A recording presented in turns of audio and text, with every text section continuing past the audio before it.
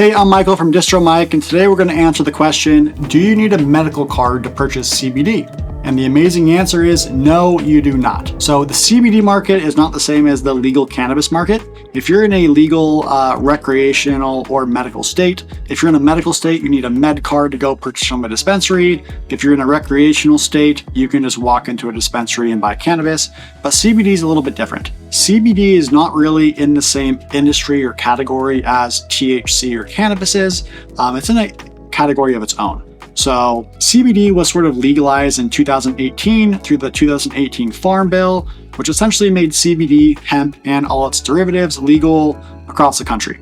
So as of right now, today, you will find CBD products in gas stations, convenience stores, smoke shops, grocery stores, places like Whole Foods, CVS, Vitamin Shop, and sort of all those health-friendly stores. And you also find them online. You will find them. There are a variety of different brands and a variety of different ways to consume, meaning there's CBD vapes, CBD tinctures, edibles, lotions, creams.